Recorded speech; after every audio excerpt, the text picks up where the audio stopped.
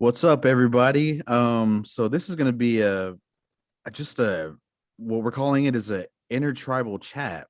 So we have me, which is Russell Sun Eagle from Okie Podcast, Ian Allison from Native Film Talk, Tyler Randall from Skoden Cinema, and Kevin Nez from the Mac-Nez podcast.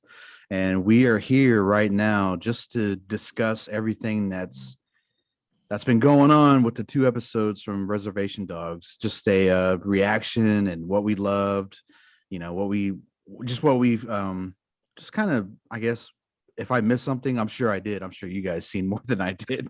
I missed a lot of shit, but yeah. So shoot, let's just get into it.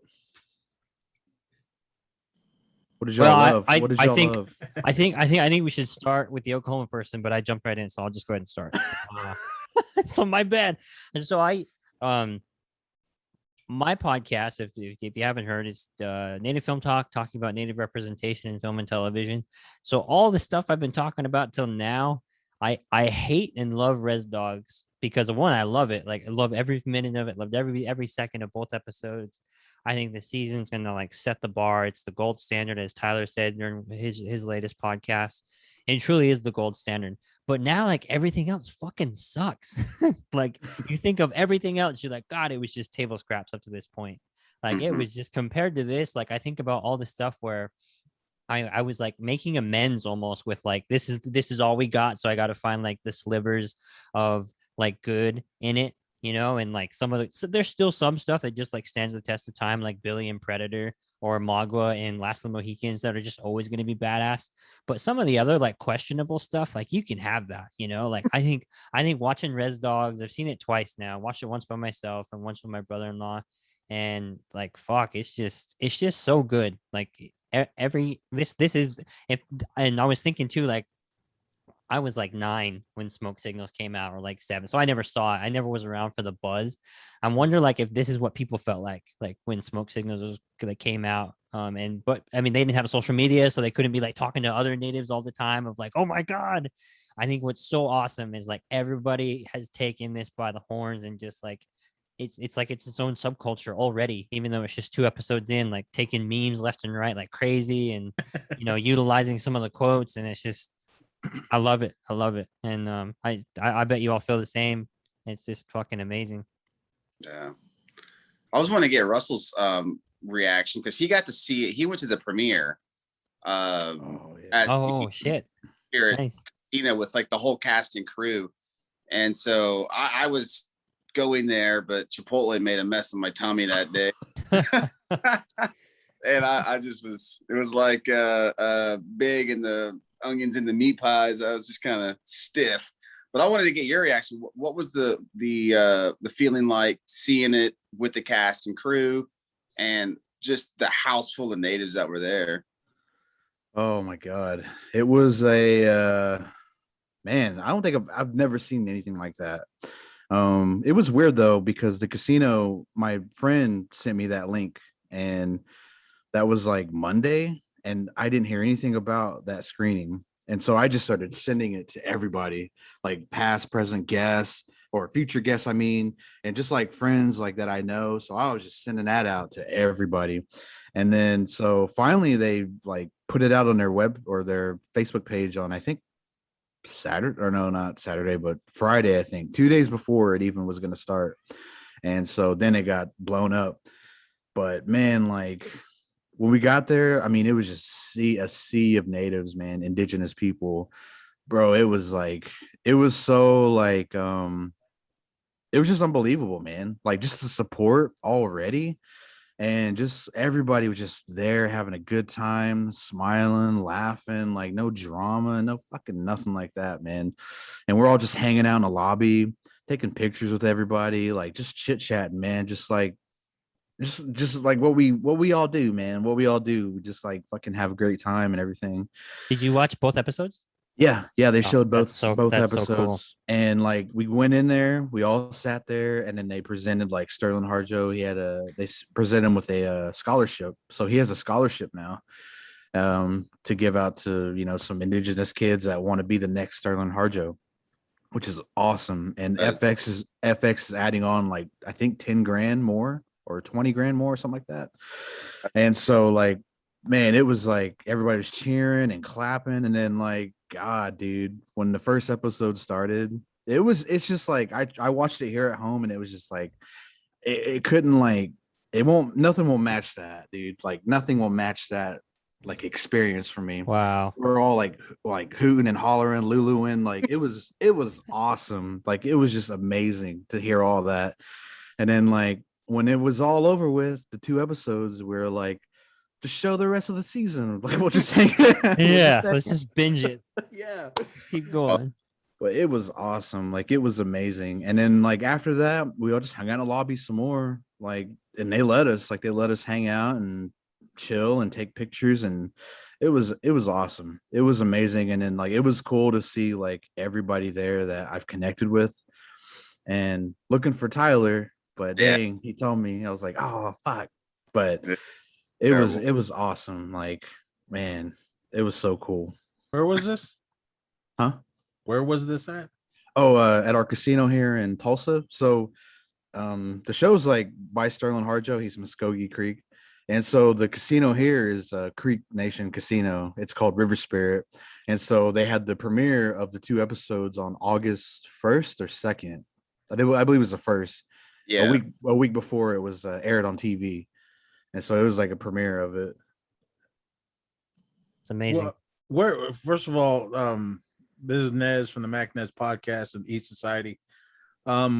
Where is this res at that's on the show, or is it made up? Well, they filmed down around like Okmulgee and then I think even like Wetumpka, didn't they? Mm-hmm. Yeah. Did they? And then I think some parts in Tulsa, but it was mostly filmed in Okmulgee. Okmulgee is like it's a res, I believe. I don't know. It's a lot different down here sometimes. I think. Go ahead, Okay. Tyler. I was No, gonna say, our reservations are like different. It's done by like counties, so there's like Skoden, like northeast. But then like if you go up like around like, and I'm gonna say these places, but you're not gonna know them, like Catoosa, and then like up near I think is Bartlesville also. That's like Cherokee Nation. And east is like Choctaw, and so ours is like different. It's kind of like by counties. So it's it's even hard to explain. Yeah, it is.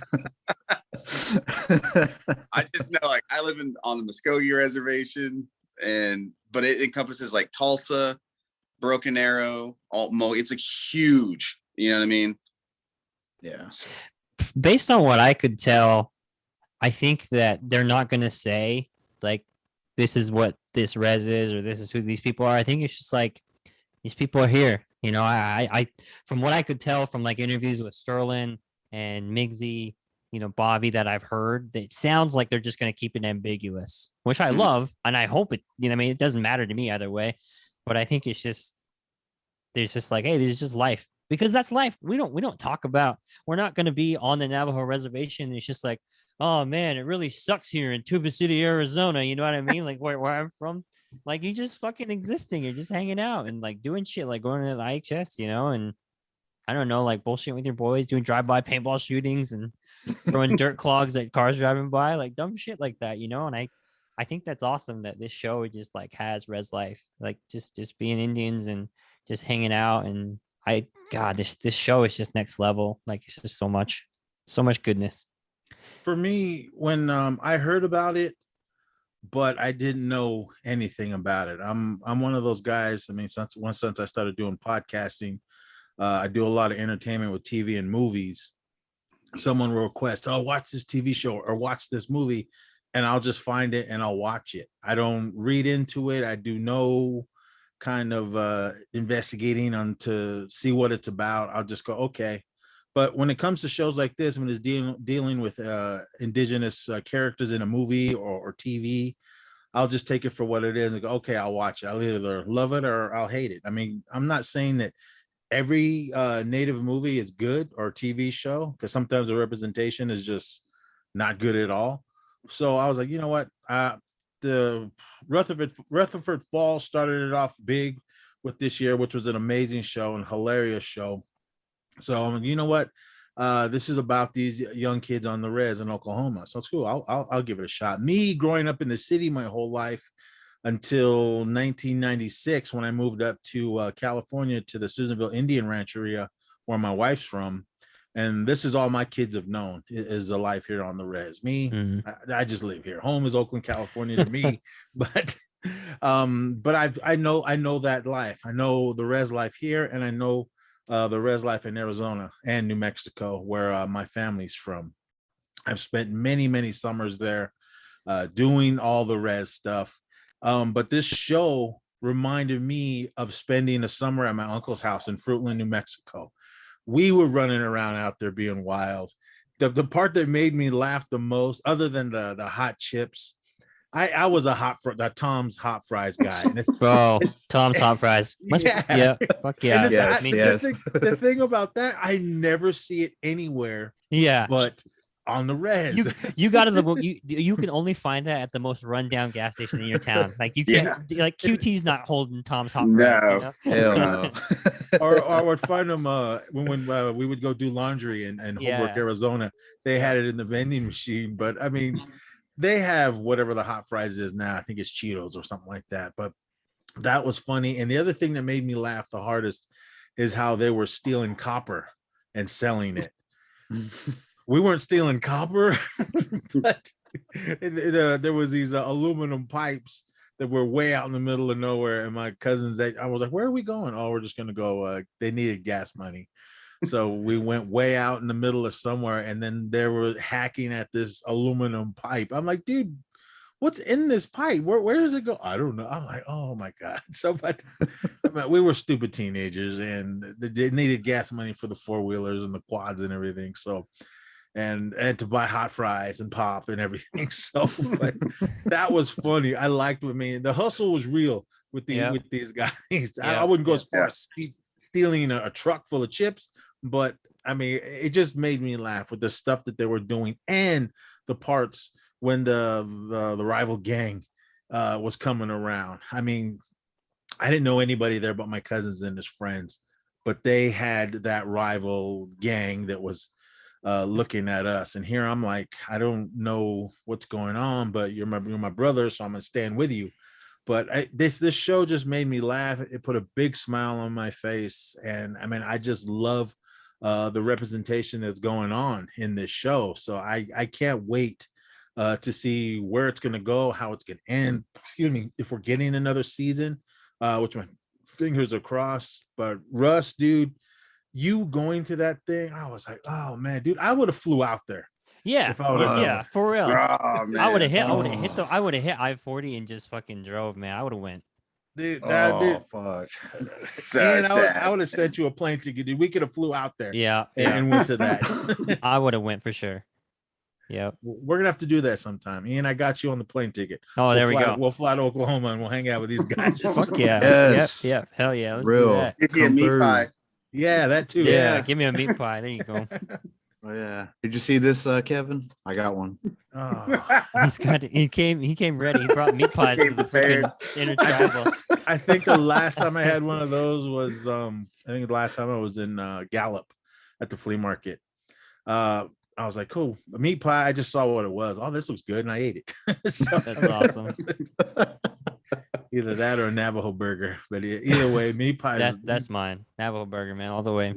I haven't had a meat pie in years. I was like a teenager. Was the last time that I had one, but it was funny. I mean, that was real too. I mean, hanging out in front of the clinic, there's someone there. Everyone. I mean, like I said, the hustle is real. They were out there hustling the meat pies. That guy was selling his medicine. And even when they were sitting out in front of their house selling the hot chips, I mean, that's the life, man. I've seen that before, and it's cool. That's why this show just put a huge smile on my face. Like, this is real. I mean, not to say any of the other shows aren't, but this was real. No, you can fucking throw them under the bus. That shit's not real. This is real. Like, up until now, it hasn't been real. Like, we've been just mentions. Like, up until now, you know, we've never been the focal point of the story. We've never controlled the narrative, written the story, directed the story, even choosing the location. I don't know the full story. Maybe one of you three does, but I know I don't know what pressure Sterling had to film at different locations, but he was like adamant, like I'm gonna film in Oklahoma, and like Mhm. made it known that like of all the places, and got a lot of like probably weird looks of like why Oklahoma, you know, but like that adds so much of the truth to like just this, like because you're gonna get people that are close to home, like that maybe or may not normally like I'm not gonna fly all the way to LA for however many months to go film a TV show, but if you're at home, you know, in Oklahoma. I know Lane Factor, the guy who plays Cheese, like he's like an Oklahoma kid, plucked out. He's never been in any movies before, and like I don't know if they would have found him had they not been in Oklahoma and like scoured all of Oklahoma to find find these kids. It's amazing. Mm. It's It was like perfect. the only actors I knew in this other than Jenna when she was a receptionist, just because of Rutherford Falls. What's his name? Zion or Oh, Oh, Zon McLaren. Zon McLaren. Zon? Him. I knew him, and I knew the white guys. The dude that was buying the truck from him, and the first dude that they meet when they rolled in, he was like on Stranger Things and some other things. So those were the only actors I knew. Mhm. I didn't know anybody else in this. As even as far as the four main ones, I didn't even know who any of them they were. I see that they were doing other stuff, so I'm like, oh, cool. So now my eye is open for them. Like my favorite character was Willie Jack. What the hell's her name? Paulina. Her. Yeah. She's gonna be in that new Ghostbusters movie. Yeah. I don't know how. For I At don't least know they how filmed much. in Oklahoma, or at least I know that it's based in Oklahoma. Yeah, I don't know Oh, how yeah, much that's of right. it, but she's in it. So I'm that's cool. Right on. Yeah. But it was cool. I'm glad that like Ian said, you got native directors, you got native writers, whole pretty much all native cast, and that is amazing. I'm Even the thinking back, crew. yeah, I'm thinking back to TV shows that I grew up with. I cannot tell you that there was a whole native or indigenous filmmakers cast, everything that was a part of a show. Yeah. I mean, there probably was something in Canada because they have APTN, but like in the States, we didn't have anything like this, anything close. Yeah. I mean, we had the stereotypical bullshit that, Yeah. that we had Tonto and stuff like. Yeah. Nothing against that actor, but I mean that was it. And then you got some white guy in what was that one show when they were up north? It was Northern something- Exposure. Yeah, that. I mean, No. that I don't think that guy was native, and he said he was, but I know there was some native actors in it, but there was some of the main actors. It was a young guy. All I remember he was in that movie Crybaby with Johnny Depp, and I don't know. He played a native guy, but I'm not sure. But I mean, yeah, I mean, as far as that for me growing up watching TV, it was only maybe small little characters. I mean, watching Brady Bunch with I think I can't remember the actor's name playing Tonto and Long Ranger. He was in that. Jay Silverheels. Yeah, and just other small parts of actors popping into things in there, but nothing was like this. Yeah, we had the movies, we had the big blockbusters. Everyone always goes to Dances with Wolves. Yeah, it is what it is. It helped a lot of native actors get out there to a much bigger scale. We all knew who they were. We knew who the Graham Greens and the Floyd Westermans and all that, but I think that brought them out to a bigger audience, which was good. I mean, and then the Thunder Hearts and the Geronimos and this and that. They were what they were. Thunderheart, I really do love that movie. I thought me too. that was a really good story. See, that's one of those that's it's good. That's going to stay for me. You know, I like Dances with Wolves. Say what you want. We probably may or may not have Wes Studios Magua if he's not the angry Pawnee in Dances with Wolves. So there's some of that. It's like a maturation point. You know, it's like it sets a new floor. But yeah, this is crazy. I mean, this show is just amazing. I for out of the four, I didn't know any of the three except for Devery Jacobs, just because I watched Jeff Barnaby's films, and she's in Rhymes for Young Ghouls and Blood Quantum. I didn't know her about her at all, and she is fantastic in this. Like I'll go back and watch all her other movies. Like she's great in this one. She was in Blood Quantum. Which character was she? She was a lesser known person, but yeah, she was kind of in the background. But yeah, she was in it. All right. Yeah, I didn't know she was in that. I didn't know that either. And then oh, what was that, babe? Oh, I forgot. You go for it. Good podcasting, everyone. Damn, I forgot too. Yeah. This is, Well, I mean, that's it. It's a I've good been- thing we don't have our own shows because this would be bad, right? It'd be bad for our image. it's different when it's just two of us talking about Yeah. everybody else. And hey, we're still learning, everyone. Give us Yeah. a break. Yeah. Well, We're I'll all tell you new. my general reaction since I haven't shared yet, but like I got up early that morning, honestly, because I had missed the premiere, and I was not gonna miss it. So I honestly was like a kid on Christmas Eve. Like, man, I just could not sleep.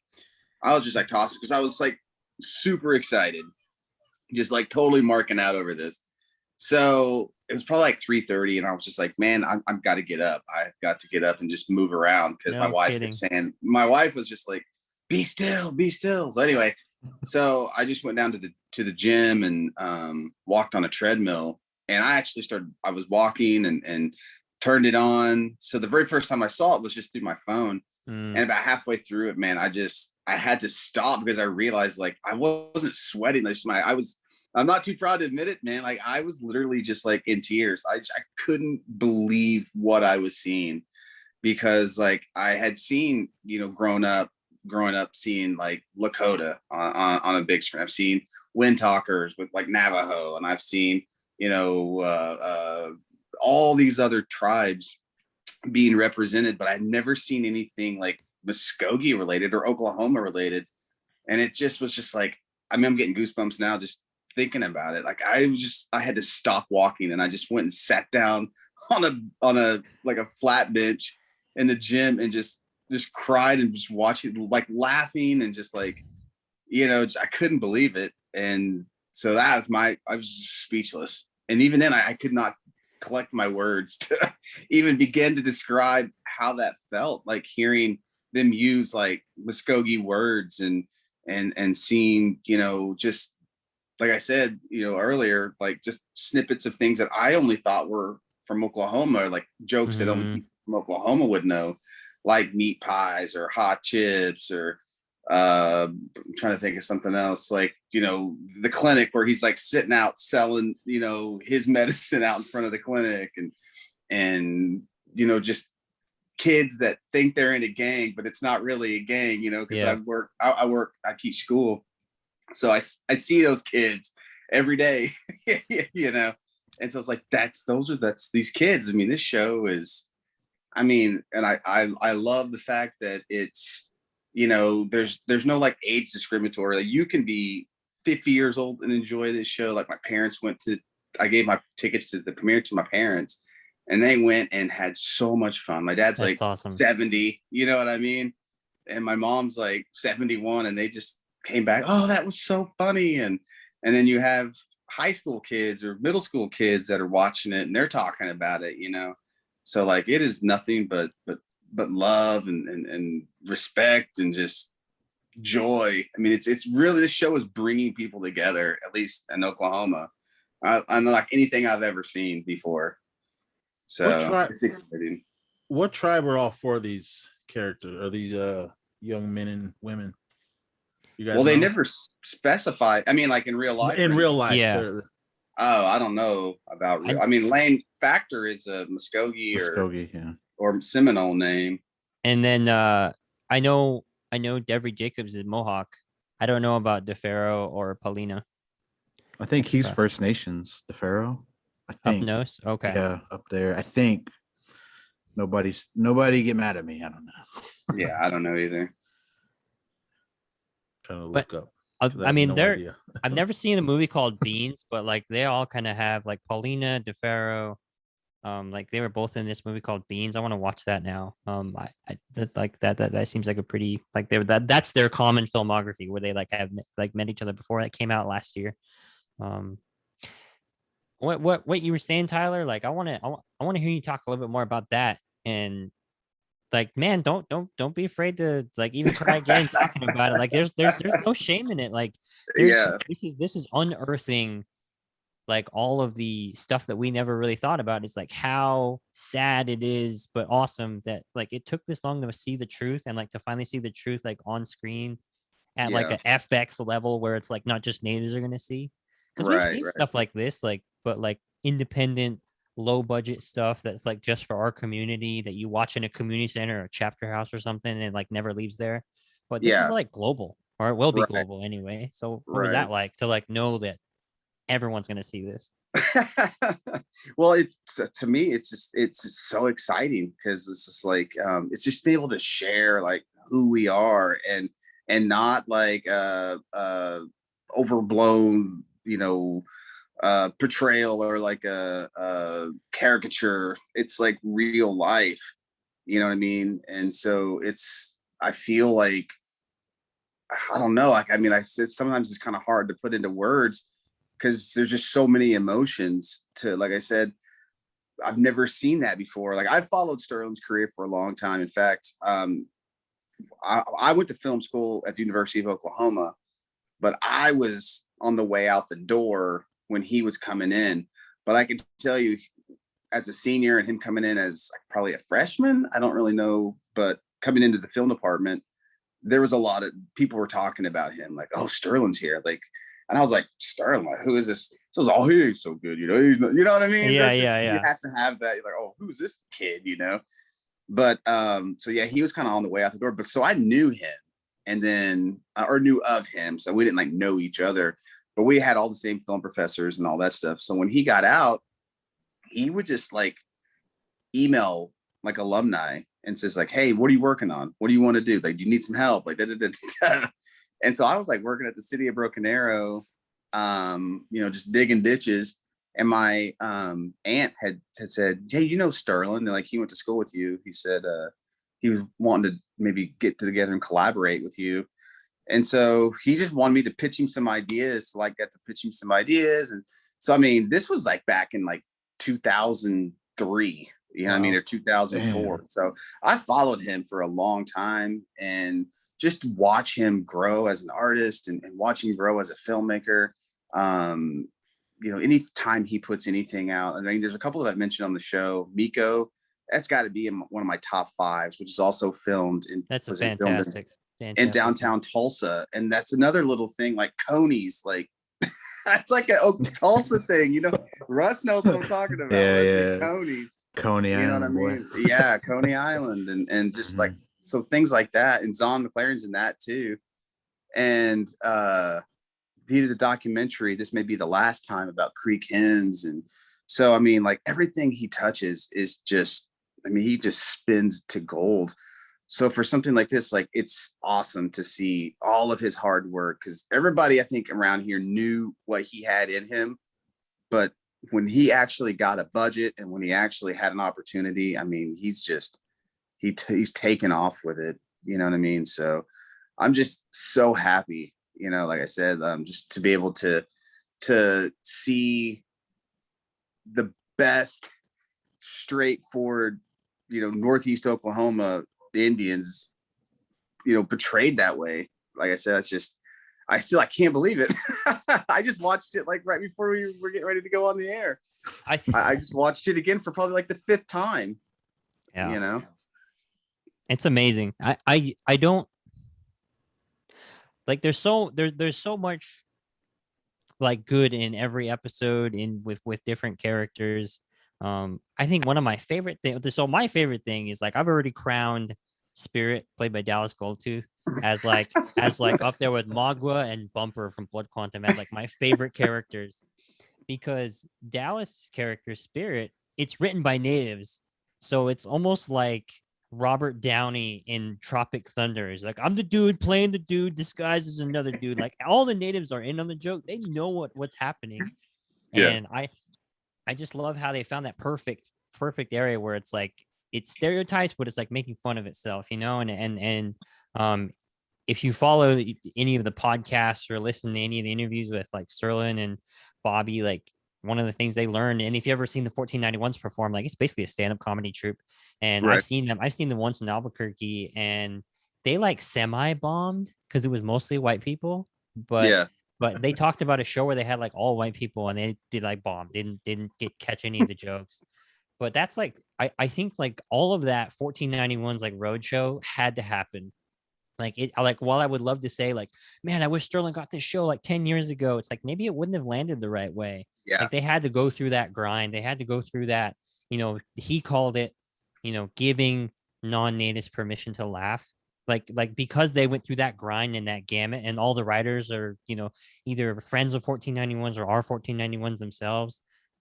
They know how to land a joke. Like they know how, like, Spirit is a culmination of that hard work and grind, and Yeah. he's just fucking phenomenal. I mean, he's basically like a twist of like the Wolfpack Auditions character, but he's just gold. He's just amazing. I love it.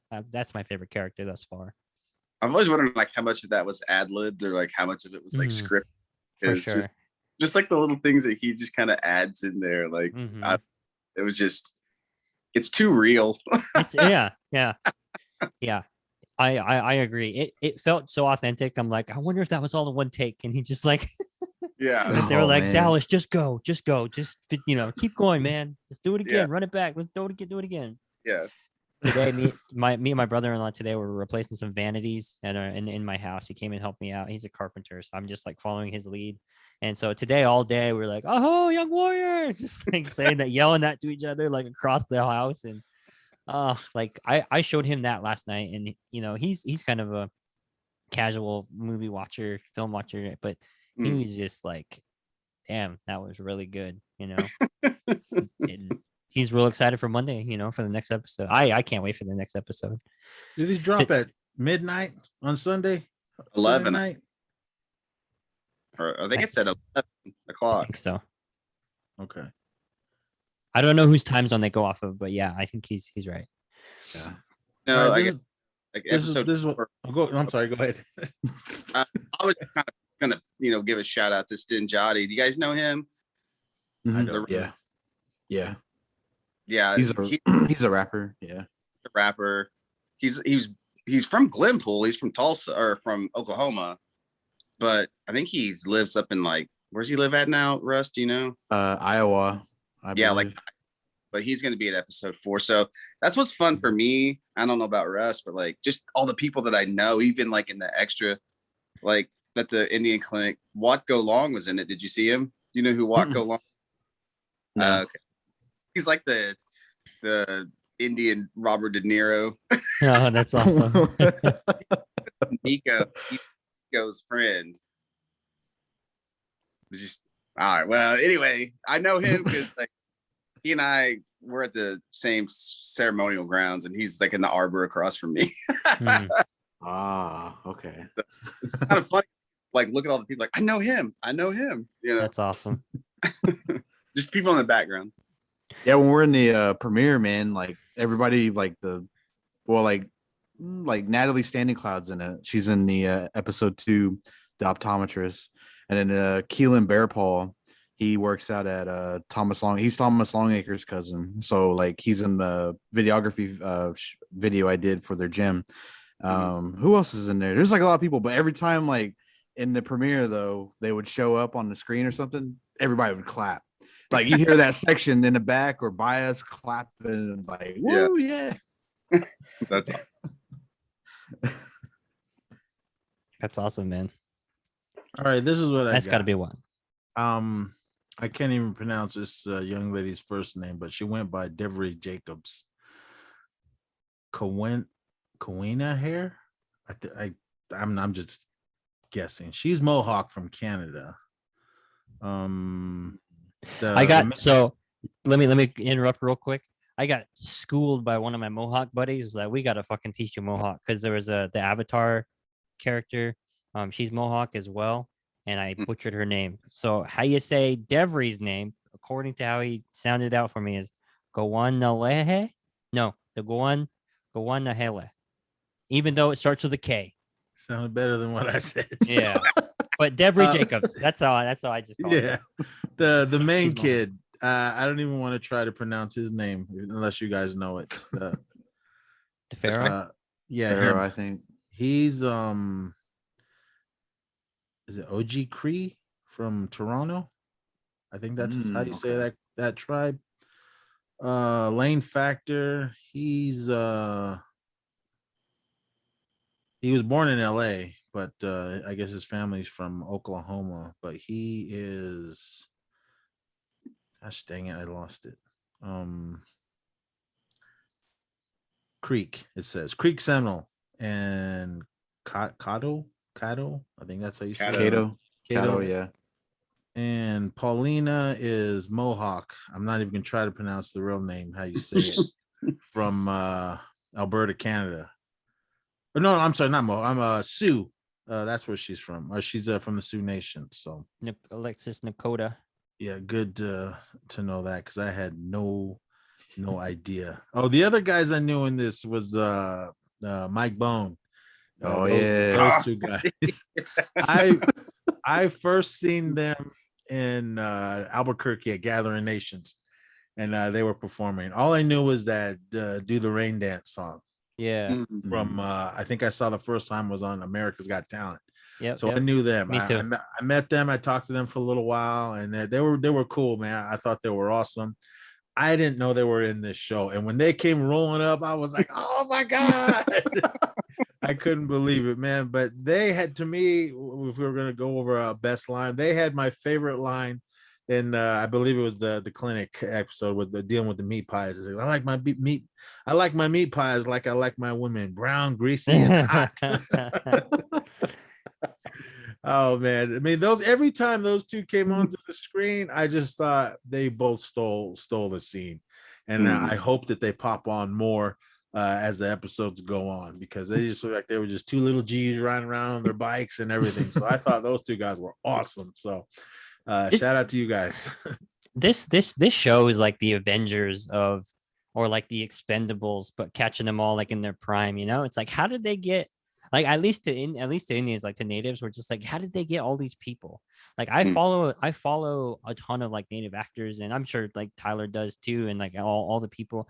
Like Gary Farmer is going to be in this, Wes Studi's going to be in this, Kiowa Gordon's going to be in this at some point, and I'm a huge stand-up comedian, so I was like fired up when I heard Bobby Lee was going to be in this, and and my favorite comedian Bill Burr is in this. He's going to be in a later episode, and it's just like, how, like, what universe are we in where this is happening right now? It's like, where did we branch and catch the right wave? Like, this is amazing. Like, to be only 2 episodes in and know it's only going to get better. Like, I can't wait. And like, this is amazing. What a time to be alive. This is, For real. can't believe it. Does any of you know how many episodes this whole series is going to be? I think it's 8 or 9. Yeah, I think it's like 8 or 9. All right, good. Glad it ain't like 6, because I've heard 8. Those Disney Plus shows are killing me with these 6 episodes. I know. Yeah, Loki just got me with that one. I was like, "Well, I only get 6? Are you kidding?" Yeah, man. I was like, that's all. Check out What If, man. That show's awesome. Nice. What so at the end of the first episode, did you guys catch that where the catfish heads are chopped off? Yes. And then Zahn was like looking at it, like, he was like investigating it. Yeah, like, do you, like, where do you think that's what that is? I did not get what that was. Was that at the very end during the credits? Yeah, that was at the end of the first one, I think. Yeah, the first episode. Yeah, I didn't catch what it was. Yeah. So if you didn't keep watching after the credits, there's like a 4 or 5 second run of the credits, and then it goes to Zahn in this field, and he's looking at just what Russell described. It's like a bunch of trash. It looks like just random stuff, but there's a catfish, like, and I don't know catfish anatomy. Well, you Oklahomans got to tell me. I couldn't tell it was just the head. I'm not sure if just catfish just look like that or what, but they're not pretty fish. yeah, like their heads were chopped off the body, and he was like looking at it and stuff. But there's I just talked about this with Toke signals, so they were thinking maybe it's like it goes into like a supernatural kind of thing, because in the first part where Zahn, he goes to their house and like they're selling chips, and he says, dear lady's around here, or ain't been around these parts in a long time. He starts going in like this, like the supernatural talk. So they're thinking like maybe it leads into something supernatural. You know what I'm saying? Like, that would be awesome. I Well, if you figured that also- was, but what is the deer lady for listeners and myself that don't know? Oh, Yeah, Okay, you're talking to You two guys- Navajos, bro. We have Yeah. no idea. Well, Is this a band? I don't know what Deer Lady is. Yeah. well, first of all, before I tell you who Dear Lady is, or Russ maybe can tell you a little bit, but it's kind of been set up that he is kind of like a conspiracy buff. Because I don't know if you remember that very first scene where they like steal the truck and where his character is introduced, he's watching this video on his phone about the Kennedy assassination. Yep. And Oh, so yeah. character is being, like a conspiracy buff, or a conspiracy buff, or like, like an ancient aliens kind of. Can Oh, I just man. say the way he was watching that, he like captured that age group perfectly. Like the way he was holding his phone Yeah. and the way he had his mouth like half cocked open, just that was amazing. That was Wow. amazing. Let me tell you something else. We jumped into that today. My wife said, she's like, so I had, I don't drink coffee I can't drink coffee in the summertime because I don't know about where y'all are at, but it's fucking hot here, is it not? It is like Fucking hot. brutal, sticky, muggy, hot. I mean, like Humid there? it's like 85 degrees in the morning. Is it humid? It's fucking gross. Yeah. Oh, You can't even turn your AC on because it fogs up the windows. It's so, jeez. it's brutal. But anyway, I mean, like your car. So I had an energy drink this morning, and then I opened up another one like right after lunch, and she's like, "How many energy drinks are you gonna have today?" And I said, "They're all natural. It's made of it. It's made of energy. Made of energy. It's made of energy. What did he call the It's soda? organic." White man bullets. Yeah. White man bullets. All right, dear lady, do you want to explain it, Russ? Okay, so correct me if I'm wrong. I'm still young, but it's supposed to be entity, like a this beautiful woman who's just so fucking beautiful. No man can resist her. And she kind of lures you in, and she's half deer, half lady. We're just talking about this last night. There's a story back when I was a kid, man. Like my uncles and aunts were in our front room when I was a kid, and they were telling this story. And Oto powwow, and this beautiful lady came out of nowhere. I think she had a jingle dress on or something, caught everybody's attention. Like, who is that? Whatever. So they had this special going around the drum, and like a special is like for a family, like they play a song, like they drum a song for a family, and then they, honor that family, that person or whatever. And so this lady, goes out there, all eyes are on her, like just stunning, I guess. Nobody's paying attention to anything else. And then somebody like notices that she has like hooves under her like little dress, under that jingle dress part. And when they yell that out, like she runs off, like just hops off like a fucking deer into the fucking like trees. Cause that Otopawa is like, it's a little lot of trees around there. It's pretty wilderness. So runs off, jumps a barbed wire fence. And like, that's like, from what I hear, I don't know, Tyler, what you've heard, but she lures him in and she kills him, I guess. Yeah. Is that what you hear too? Yeah, you basically wreck your family. I mean, it's like a female devil. I mean, that's the best way I can describe it. Succubus. Yeah, like a succubus. There you go. Yeah. Best way to. She has. She won't reveal her feet though. I mean that's the thing. Like, if you see a woman that just is completely mesmerizing and alluring, and you just can't control her. Like, I mean, it is. That's what they say. Mm-hmm. Yeah. You gotta like look for her. Just look at her legs. See if she has deer legs. Yeah. I'll have to look away if I'm ever out there. Yeah. I mean, that's what I love about the many reses that I've been to. There's always different stories. There's many different creation stories, and then there's always the stories that scare the hell out of you.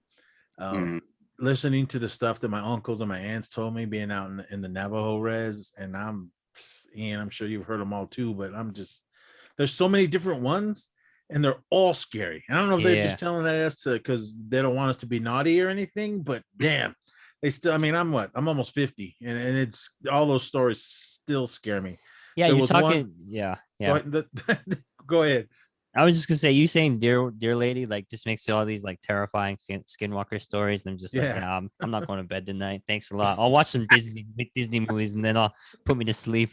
But go ahead, Kevin. Sorry, I cut you off. Yeah, I mean, stuff like that. I mean, skinwalkers was a big thing out on the res in Arizona, and I remember the first time hearing it when I was a kid, scared the hell out of me. But then even when I'm hanging out with my cousins and their buddies, and then they start talking about things that they've seen, and I'm like, nah, I'm good. I mean, I've seen my share of things that I can't explain, be it in Arizona, even out, even here. There's been things. My sons have seen things in the sky that they couldn't explain. Um, but there was a res about 4 hours from here in California called a Hooper Res, and it's a big area for, they call them the big people. I can't remember the name that they use, basically Bigfoot. But the stories that they were telling me about that scared the hell out of me. But then they were saying, but don't be scared of them. They're not gonna hurt you. They're here to protect you. But I'm like, well, then shit, these stories you're telling me are scaring the hell out of me, man. And They some don't guys, well, they don't got hooves. You're good, right? yeah. So I mean, just all kinds of stories about the sky people, about the big people. I mean, water babies, and there's a lake, Pyramid Lake, close to us, and they said there's a huge monster in there swimming around, and the lake is full of water babies. And I'm like, nah, I'm good. I don't go out there. I've been by the lake, and my friend, he's a white guy, and he was dating a native girl, and she was telling him all the stories, and he didn't believe any of it. But one time he was out there fishing, and he goes, I don't know what it was. Something swam by the boat, and it wasn't a fish. And he said after that, he believed everything she told him about all the stories and different legends that are out there at that lake. And I'm like, I believe all of them. I said, I mean, even if we go over there, Russ and Tyler, if you guys start telling us, I believe all of that stuff. Yeah. Spook light. It's a real thing. Have you ever seen the spook light? I'll believe it, and I ain't even seen it. I believe you. Is it like jack-o'-lanterns? No, it's like a ball of light. Yeah, that we call them jack-o'-lanterns back in Pawnee. Like they'll lead you off, like they'll, like spook light, and it goes down the highway. I mean, it kind of appears like in the tree line, and then it'll move across. I mean, I've seen it, and it goes down the road. It's just like a little ball of light, and it just goes down the road. It only does it like a certain time. Whoa. No, I'm good. Nope. I'll believe you. I don't want to see Never that. mind. I'm gonna be crossing some kind of like lines I'm not supposed to if I go to Oklahoma. I'm good. You'll see it. It's weird, man. It's weird. It goes down the road. Oh God. No, I'm good. So I hope Res Dogs then brings in some of that, because that would be awesome. But that would be awesome too, because like Bobby Lee's joke to DeFaro's character Bear, when he was like mistaken for being Chinese or Korean, he was like, "Are you Navajo or Inuit?" He was like, "Neither." It's like, exactly, Yeah.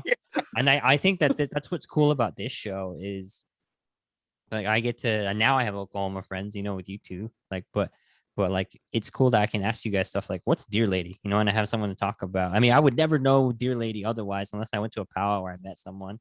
Yeah. But even then, that's like deep kind of stuff that like that just randomly comes up, Like Not that's first meeting level. no. Because the way it was used in this show, as soon as he said it, man, I was like just instantly creeped out. I mean, because like I said, going to these different reses, there's always these stories about things. And some people are probably going, that's not true. That's not true. I'm like, I'm not gonna say it isn't. I don't know, but I believe all of that stuff. So I'm like, I'm good.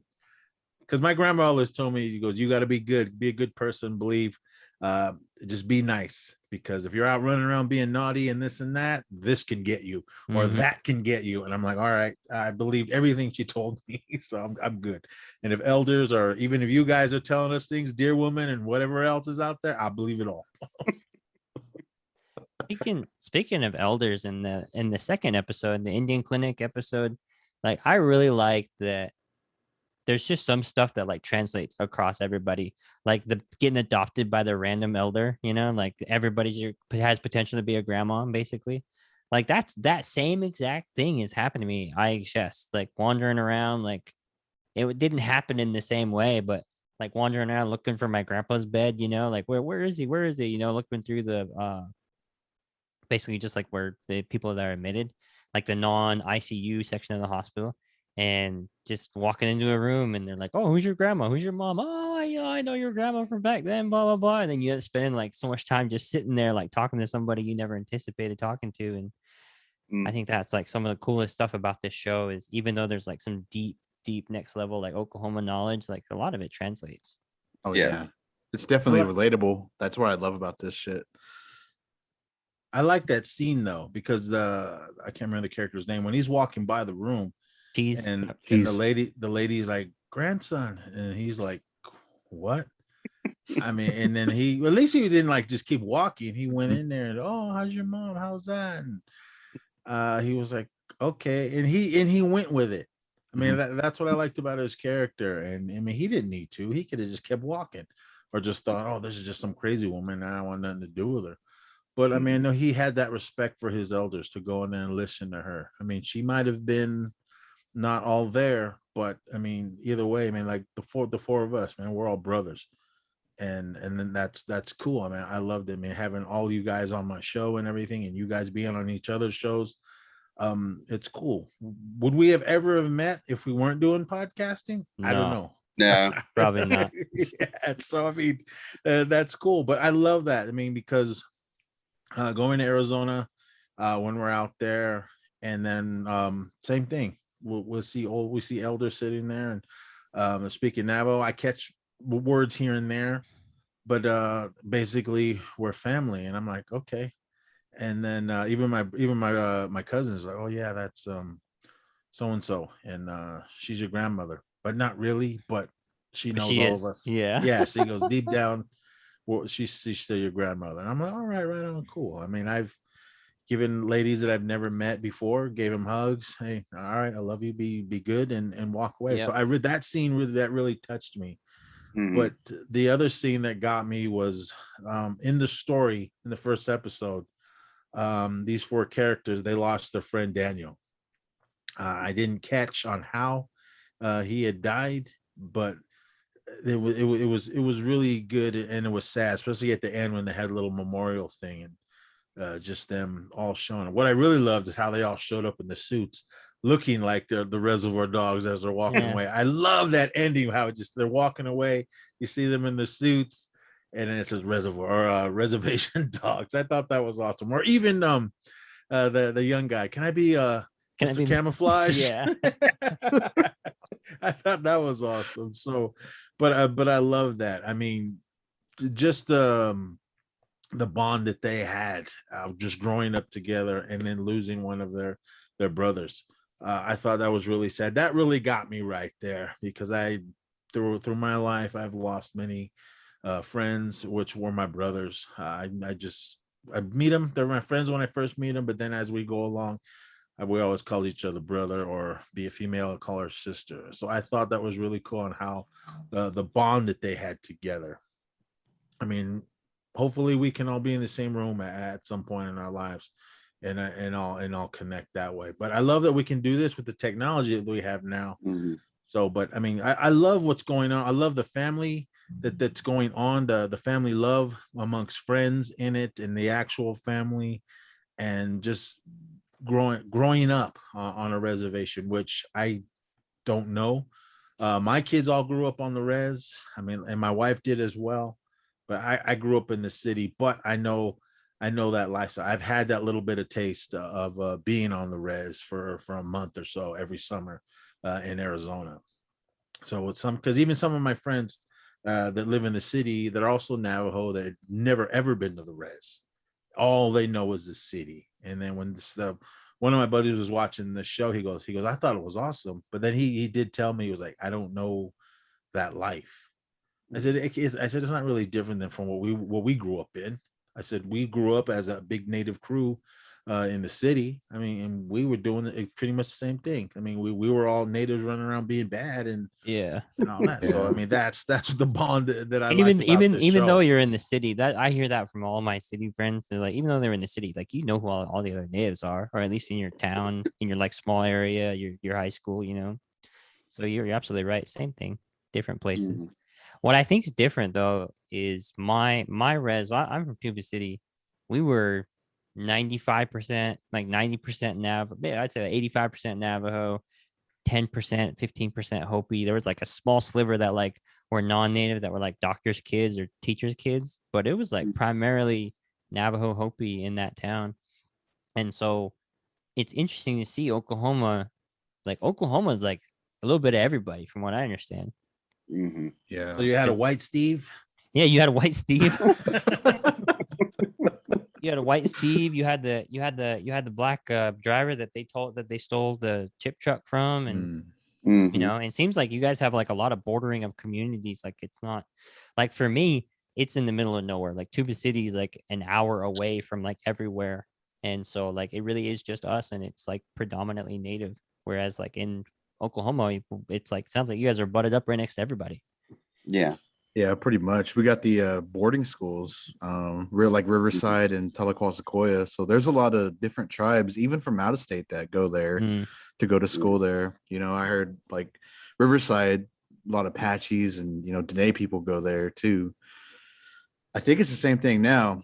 Used to Riverside and Tahlequah Sequoia, it was a last resort for kids that were just troublemakers, and they would get sent there. Now, it's more of like they're getting scholarships to go there and they're getting like recruited there. That's the word I was looking for.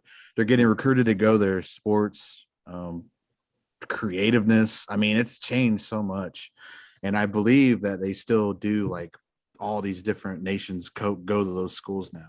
So Mhm. that's why like Oklahoma is like, I'm just, well, not just noticing, but I've started to notice, when I moved back, like there's a lot of different, not just Oklahoma tribes here, but there's a lot of different from everywhere that live here. Mm. Like Russ and Ty, do you guys was there a high school or school on the res where you guys are from? Well, I went to school at like Union, which is kind of like in the middle of like all of the other districts. It's what they call like an independent district, because you have like Tulsa Public, and then you have like Broken Arrow, and then you have I'm trying to think of what are the other big school, like Bixby, and like all these other little small schools. But I went to school at Union, which is like an independent. It's not state like funded or whatever.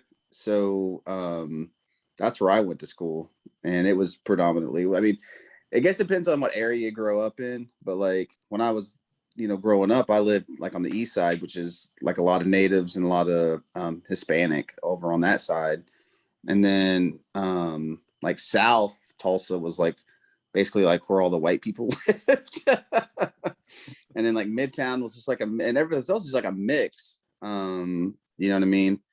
But like I grew up like mainly, a lot of Hispanic, a lot of Native, and a lot of Black. That's where I grew up.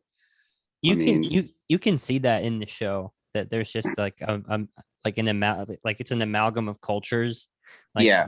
Especially in the four, they're so different. The way that they talk, the way they dress, the way they act, the way they carry themselves, and it's just different. But it's interesting. Like there's a Willie Jack on a lot of reses. Like Right. I love how like crass and just like tough she is, and it's like it's just awesome. And like we all have cheese. It's like every Yeah. one of those four. Like we are those people. And it's Yeah. like, or we know them. We know someone like that. Like this show is just next level. I can't wait. I can't wait for Monday. That's like, even like, doing what I do, like I work with those kids, you know what I mean? And I see each of those kids in the kids I have at school. And, it's just, we kind of have that bond, with like the Native kids that I have, yeah, they're kind of squirrely, you know what I mean? But like even in the show, they might do bad things, but at the end of the day, man, they all have such a good heart. Like they really want to do the right thing, whether it's buckling up for safety when they're stealing the truck. Whether it's him taking the stole, like most of the shows, they would show kids taking money from their mom, whereas Bear goes and puts money That's a great in point. her Right. wallet. You know what I mean? That they in their hearts they want to do the right thing, and so I get it all the time. Like, oh, like so and so, like I, haven't given me such a problem today, and I'm just like, I have no problems out of those. Those are the kids I get along with the best. Because I think we just kind of get it. You know what I mean? Like it's just this unspoken thing that I don't need to say out loud. They don't need to say out loud. We just have that commonality. You know what I mean? And so I really enjoy doing what I do just because of that. And like I said, I get to work with those kids and help foster their creativity and kind of mentor. And it's just, like I said, just seeing this show, it's such a slice of fried gold. Like, I can't even, because it's so spot on. It's so spot on. It's so spot on, and they're talking about so many issues that are so relevant to us in silly stuff and serious stuff. Like you can already see the leaving the res, really struggle that Bear is going to have. Just the notion of like, oh, we're actually got enough money to leave in like a month. Right. Like, whoa. I thought like this was years away. Now that the gravity of like, oh shit, we could leave like tomorrow is at his doorstep. It's just like, I don't know. Is he really gonna go? Like we get to finally see that like leaving the res where like some kids are like, yeah, give me as like that was me. To get me like as far away from this place as possible. And I know some of my friends, they're just like, I'm good. I'm glad like leaving is the last thing they would ever do, and it's like I love that we're gonna for sure see that play out with the kids. Like I think just so much of it that we've never seen portrayed in depth like this is gonna happen, and I can't wait. I mean, that's one thing, like when you talk about leaving the res, like it's not as bad now, but like I don't know about y'all's experience, but just like people that left were kind of looked at like sellouts to the rest of the community. You know what I mean? Like, I want to go to college, man. I want to try to make better for myself and for my family. You know what I mean? And it was just kind of looked down upon. I mean, it's much better now, but like, I was just thinking, when you said that, that's just what I thought. Cause like when he leaves, like, how's it going to be when he comes back? Or, you know what I mean? Like, so when you come back and like people that you were once close with, they just kind of, they used to, just kind of turn their nose at you, you know what I mean? And just kind of look down at you because you left.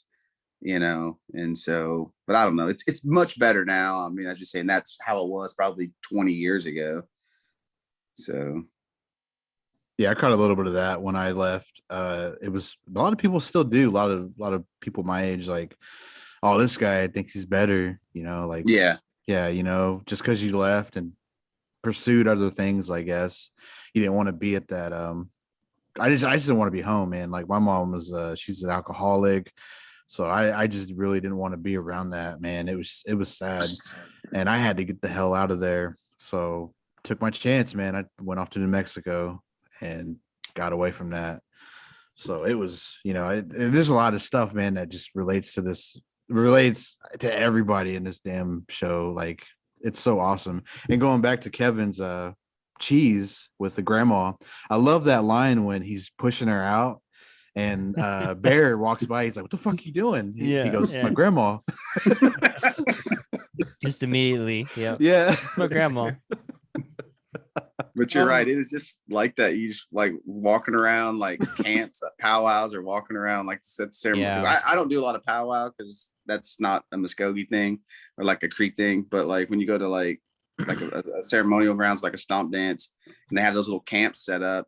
And you just wander into a camp and people just be like, come sit down, you know what I mean? And just eat.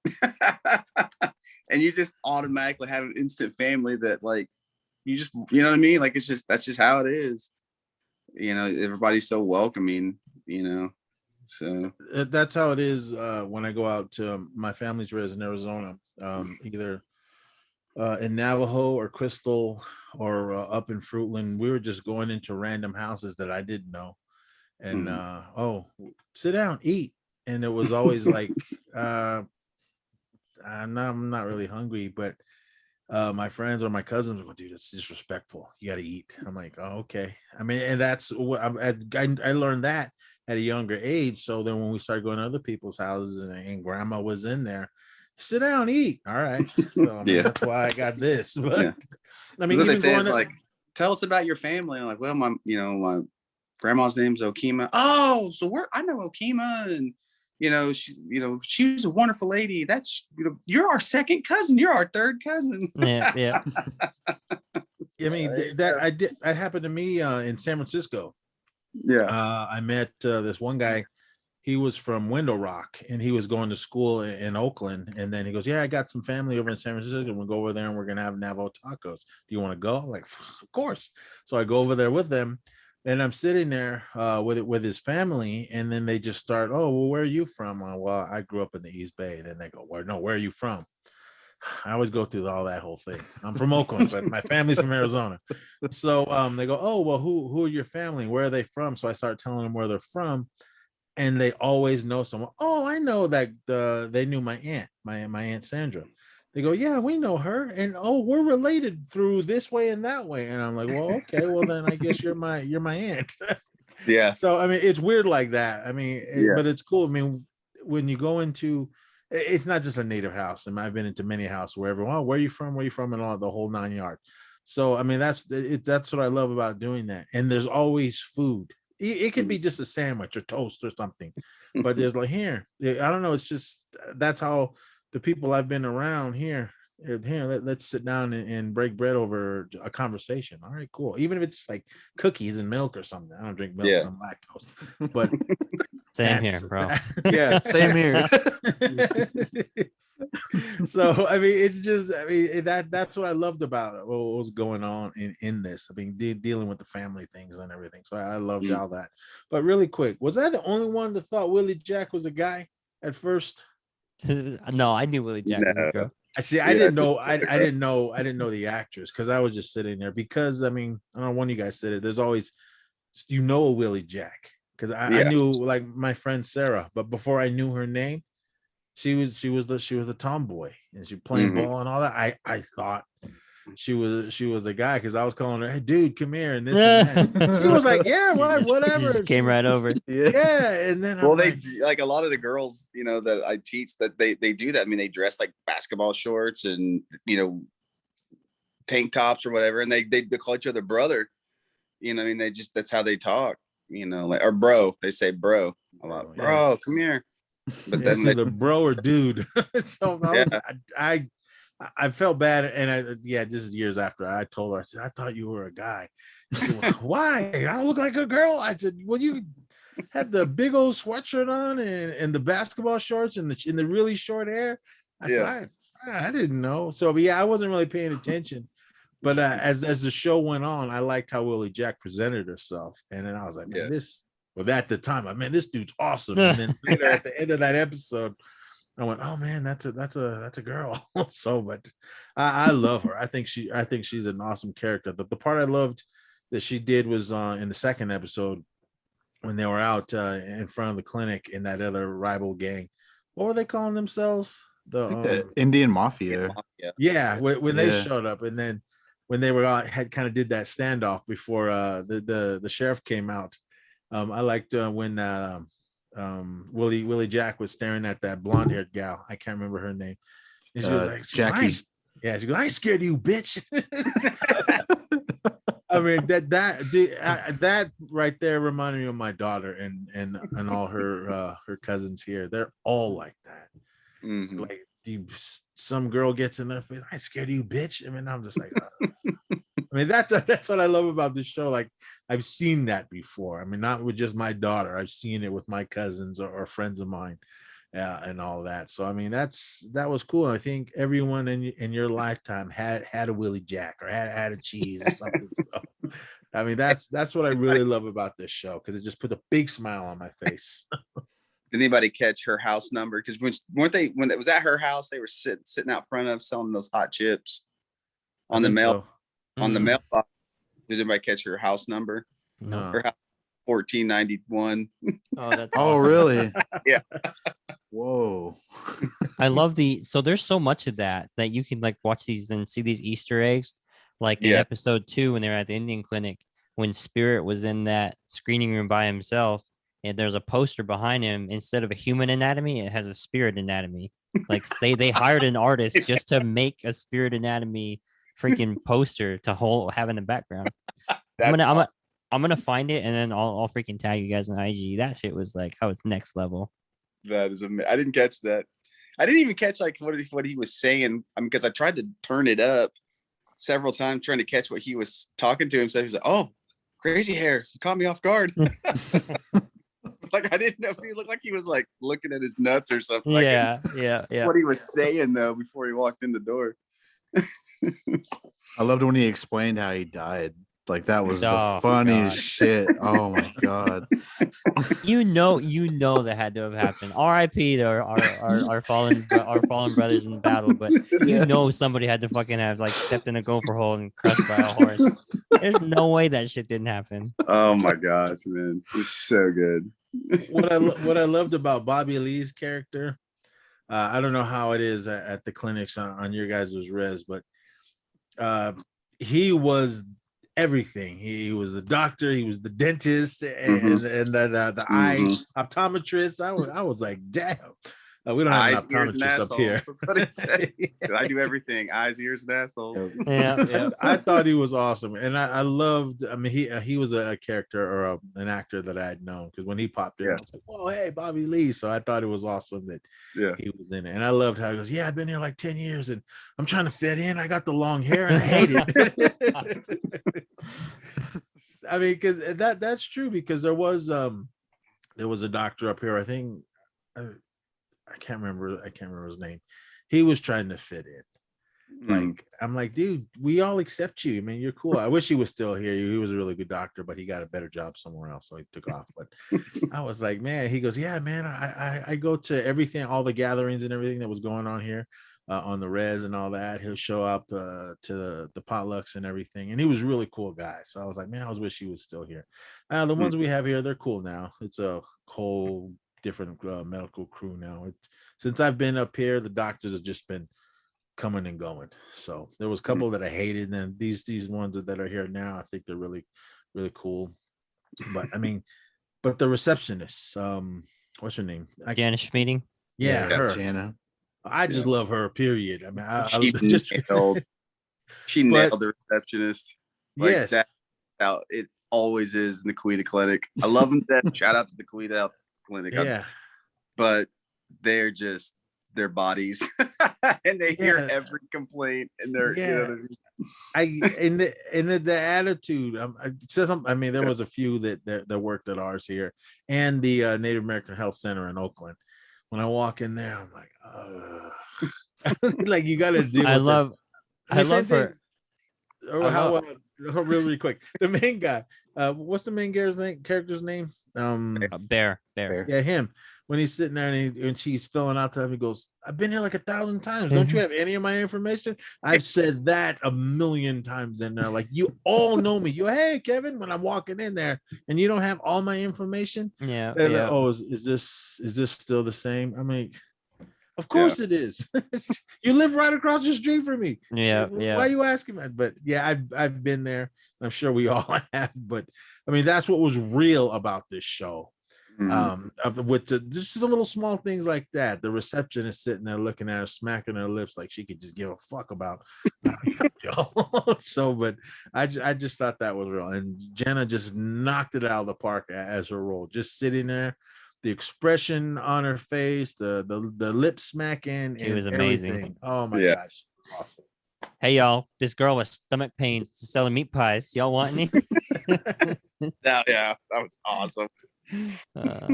Gosh, no. And when he said, "Hey, like, why did she go before me?" And she just looked at him, was like, yeah. That's happened to me. Oh yeah, for sure. The stupidest fucking thing about IHS is what Kevin's describing, and I hated that. It's like, how am I supposed to know what address is current if you're not going to tell me what my address is? And I have to like remember, if it's been years since you've been, you're just like, what phone number did my mom give them when I fucking first signed up? And you can't update your phone number until you tell them the original phone number that's wrong, and it's some illegal for them to tell you. Oh, yeah, I hated that. Or even the part, I've been here 1,000 times. Because my mom works here. I mean, yeah, I mean, at the time when I've gotten into it with them, I said, my wife works here. But I don't know. It's just a little power that they got that they just take it to that next level. But sure. loved all of them. I mean, there's some that still live here, but they don't work there anymore. We got a whole bunch of new ones in there that are awesome. So they never give me any lip. So I'm cool. There was one, but I don't think she works there anymore. She thought she was all that. Oh man. Fuck. But I mean, I want this show to continue. I want more seasons. I hope. I'm positive there will be another one. Yeah, this thing is huge. Because I know we're getting a second season of Rutherford Falls, which is awesome. Right. So I want this one to go more. I mean, some people, one of my friends, well, which show's better? I love both of them, but I think Reservation Dogs is just a little few more steps up, man. But nothing to say bad about any of them on that show. I love Michael Greyeyes. I love Jenna and what's his name from The Hangover? Ed Helms. Ed Helms. I love. He's awesome. I mean, I love it. And all the characters. Julia Jones, she's beautiful, but I think she's going to be in the new Dexter. I hear. Yep. So, but I mean, even that, is she going to be a native or is she just going to be a character in the show? I don't know. We'll see when it comes out. But I don't like the way Dexter ended. But hopefully, this new season or this new series will be awesome. Kill more bad guys. I mean, I really love this show. I mean, Rutherford Falls it made me laugh and it touched me with some of the stuff that was going on the show. But I think Reservation Dogs is just a little bit more that I've experienced in this, with just a little bit that I had mentioned in this. So, but yeah, I love both of the shows. I hope both of those continue to go on. Yes, they're on streaming services and not everyone can see them, but there's ways to see everything. But I'm just really happy that we have these two shows right now. Like that, like in the show, everybody at some point in your life had a get rich quick scheme. Mine was baseball cards, where we would go and like sometimes it's not steal baseball cards. We would buy baseball cards, but we just wouldn't pay for all of them. And then we were trying to sell them back. That's where we were trying, we would take them and then we had enough, idiocy to go back into the same shop and try to resell them back to them. And half the time they took that. My hustle's action figures. Nice. I got them, and I got my little side hustles. Oh man, yeah, man. Everyone's got a side hustle. I mean, like I said, the hustle is real. Yeah, keep it legit. Keep drugs and all that other stuff out of it. I mean, I know they're gonna tackle that subject eventually with this show. I mean, I think every show always does. I mean, it doesn't have to be a native show, but there's gonna be the alcoholism and the drugs, because in native communities that is a big destroyer. I mean, I'm not saying that I was always a good kid, but I never really dove into the hard drug stuff that I've seen. I had family members that have struggled with those issues, and I've had many friends that lost their lives because of drugs, because of alcohol. I mean, I grew up in a house where my dad, when I was much younger, he was an alcoholic. He doesn't drink anymore, but the stuff that I had seen, the domestic abuse, is just, not to say every family goes through it, and I hate it. I always told myself that I wouldn't put my kids through that, and I haven't. I mean, I'll have an occasional beer here and there, but I'm not just, I don't just go crazy with it and come home and beat my wife or anything. Nah, that's just not the way, you young gentlemen that are listening to this. But I mean, I know it's these topics are gonna come up within this show. So and it's always, for me, watching that when it deals with natives. I mean, like the movie Wind River that we had a couple years ago. That scene when they went into that trailer and those guys were just all drugged out. I was just like, I've been in trailers like that, looking for family members, looking for friends of mine. And I'm just like, and I pretty sure, or maybe they won't, but I'm pretty sure they might tackle those subjects. And those are always tough to watch. I mean, they already hit us with the tough subject of losing life with the very first episode. And that was tough to watch. But I mean, but that's life. and that's life on the res, and that's life off the res. That's life for everybody around the world. But I mean, I really love what's happening in the show, because I mean, hey, we're all sitting there and we're talking about it, and everybody else in the native communities that we don't know that are talking about it. And I'm sure other native podcasters are all talking about this show, as well as Rutherford Falls and everything else. So, I mean, I think this show has touched everybody, and like touched our hearts, touched our minds, and everything. So I really love what's happening in this, and I really want this to continue many seasons. If Big Bang Theory can go 12 seasons, why can't this? So Yeah. I really hope that I know the native communities are all behind it. I just want everyone else to be behind this, to just make this a number one hit show, and just for it to go on and on. And as for these actors, even the directors and the writers and everything, Taika, he's already up there, man. He's got that Disney Marvel money. But Sterling, I hope that this show gets him bigger and bigger projects. Who knows? Maybe he's cool with Taika. Maybe he can get in on that Disney money and direct something. I mean, even just an episode of one of their shows, or even, I don't know if they'll give him an MCU movie, but I think he knows someone that can get into that door. Or even if he pops up in a movie, one of Taika's ones. So, but Taika, I didn't know he was a part of this. When I saw his name come across the screen, I was like, right on. I mean, I loved everything that he's done, his little indie movies, and then with the Marvel stuff, and everything else he's done. Even what was that one with the vampires? What We Do in Shadows. Yeah, that. Oh, that was awesome that he was in that. So I mean, I really love what he's doing, and I love just Sterling. I heard him on somebody's shows, but I did some more research on him, reading some things on interviews and that, listening to other podcasts that it was on.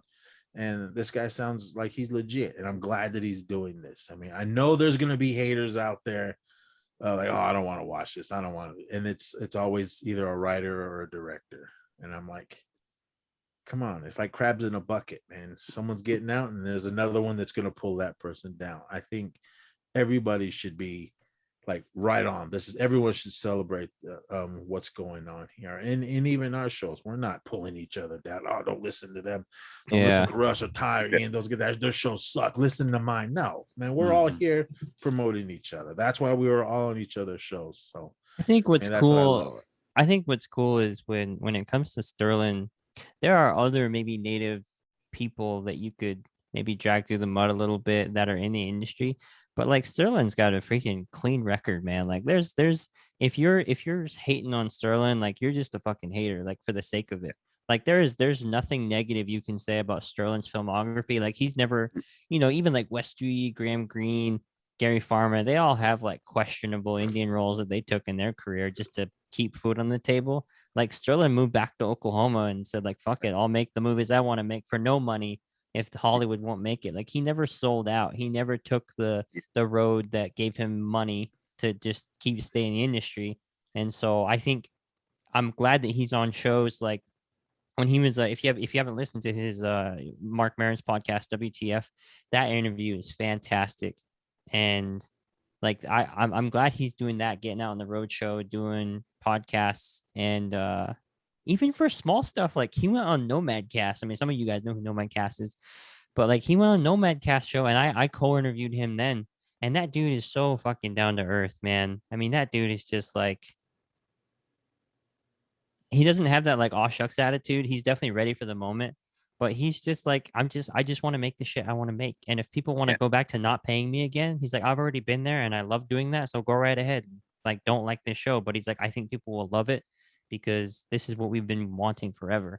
Yeah. And he's like the perfect guy for this show. Yeah. I agree with that. Yeah, from what I heard, from what everybody's like that knows him, they say he's like the hardest worker like you will probably ever meet. Like Leah said, he could probably, I think he did. He made a screenplay in like 2 weeks, like a script, like a full on script in 2 weeks, and just killed it. Like it was great too. But that's what I hear, man. He just like never stops.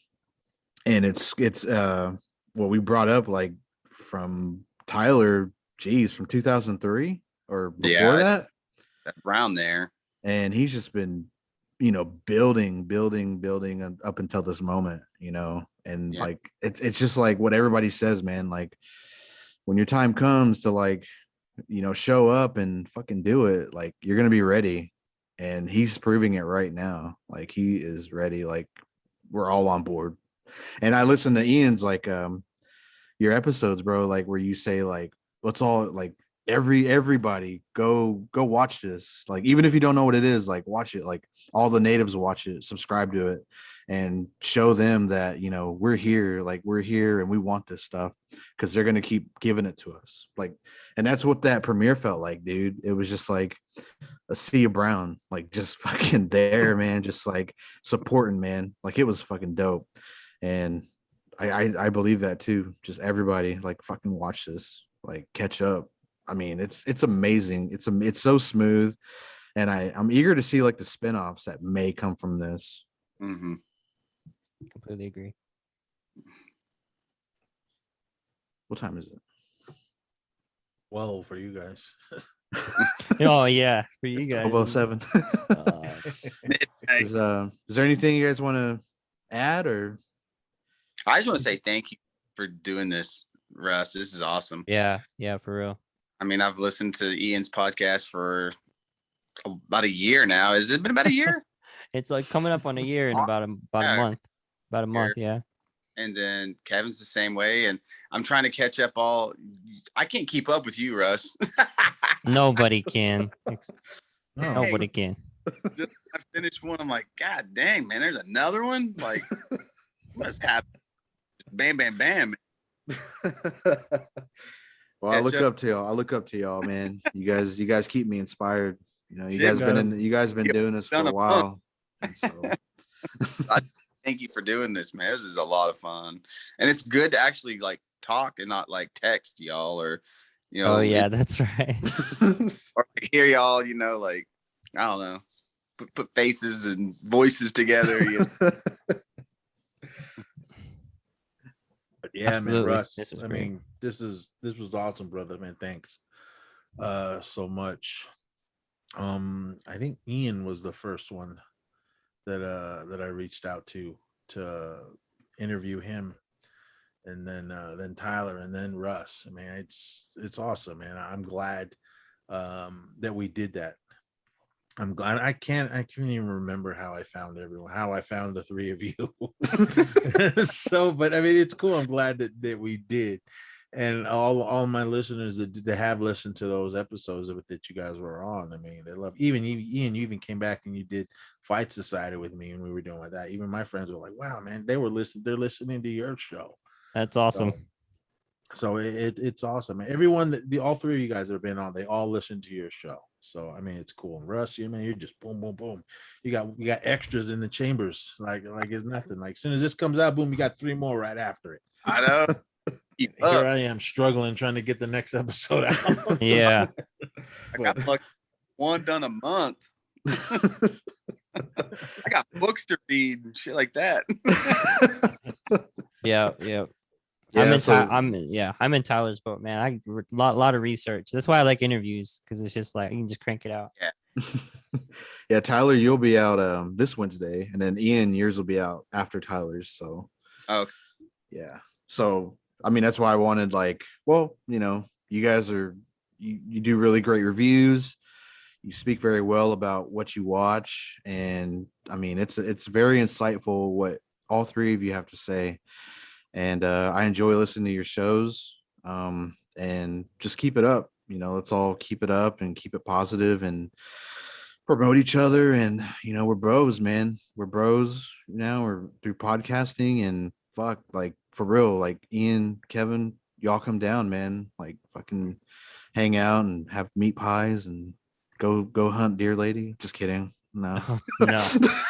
Let it cool down. I don't feel like standing there sweating. Laid out or cools off here. Yeah. What are the months when it's like just frozen out there? I'll stay away from that too. January? Would you think? Yeah, I think January is when it really starts to turn. Mm-hmm. And So, even- Tulsa, is that where you guys are close to? Mhm. Yeah. Mhm. All right. Well, that's the airport that my airline flies to. So Yeah. yeah, we'll work something out, man, and we'll get out there and yeah, do this again, but in each other's faces. Yeah. For sure. I love it.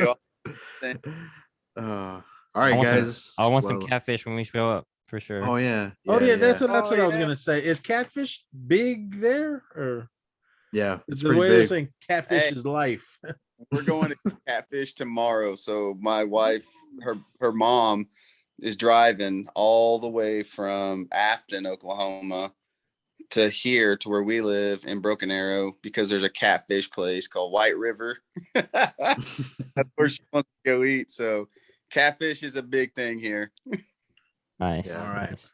You go noodling. You have to take you guys noodling. Nope. I'm Oh, you good. know. Nope.